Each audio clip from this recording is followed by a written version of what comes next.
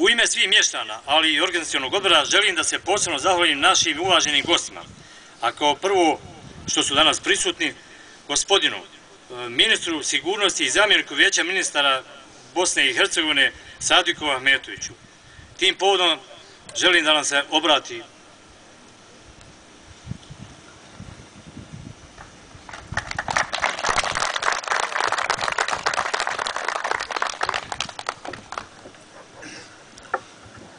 Selam alejkum, poštovane porodice, poštovani prisutni, poštovana ulemo, poštovani prijatelji.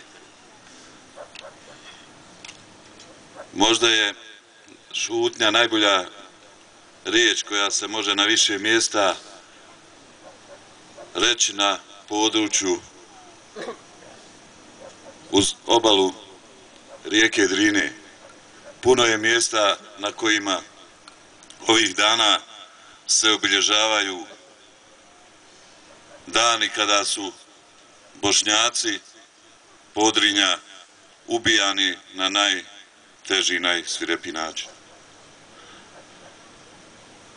Odgovor države treba i mora biti hapšenje onih koji su napravili zločine nad Bošnjacima na ovom području i nad svim onima koji su na bilo koji način nepravedno ubijeni u Bosni i Hercegovini. Najbolji odgovor naš, vas i svih onih koji su u Bosni i Hercegovini na ubijstva ljudi sa ciljem da Bošnjaci ne budu prisutni na području Foče, Višegrada, Srebrenice, Bratunca, Bijeljine i drugih mjesta jeste povratak ljudi.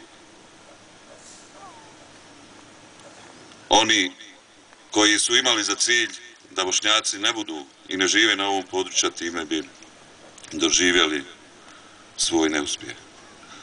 Stoga je obaveza i države i svih nas i vas da ne zaboravimo i da se vraćamo na ova područja kako bi odali počast i onima koji su ubijeni i budućim generacijama koji treba da nastave izgrađivati državu Bosne i Hercegovine. Izgradnja ovog pomena danas, izgradnja ovog spomenika danas ovdje je i najbolji odgovor onima koji negiraju zločine i negiraju zločine genocida u Bosni i Hercegovini. Vi danas ovdje i mi danas ovdje svjedočimo i ovaj kamen na kojem su ispisani imena svjedoče o zločinu, nepravednom zločinu koji se desio nad Bošnjacima. Moramo istrajati svi zajedno, moramo prenositi generacijama o historiji i o zločinima koji su se desili u Bosni i Hercegovini sa porukom da se zločini ne dešavaju na ovim područjima bosanskim. Izgradnja države je vrlo težak posao. 15 godina je prošlo od potpisivanja mira u Bosni i Hercegovini. Za jedan novi početak države ili bilo koje države u svijetu to je veoma malo. Ali za ljudski vijek i puno više. Stoga morate dati podršku i morate vjerovati ljudima koji na bilo koji način doprinose ovdje u Foči da se vrati život Bošnjaka pa i svih onih koji hoće u miru da žive na ovim područjima.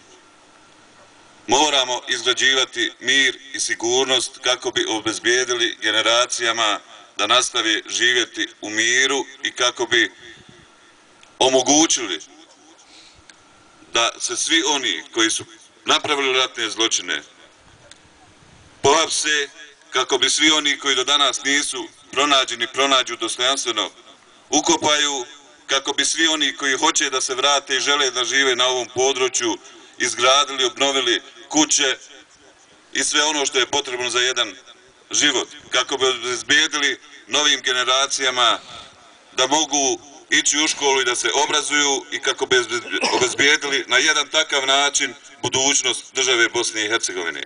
Budućnost države Bosne i Hercegovine je naša obaveza. Budućnost države Bosne i Hercegovine nije upitna ma koliko bilo ko to negirao. Budućnost države Bosne i Hercegovine je naša obaveza, ali isto tako naša obaveza je da izgrađujemo toleranciju sa svima onima koji hoće da žive u Bosni i Hercegovini. Bosna i Hercegovina je država i Bošnjaka i Srba i Hrvata.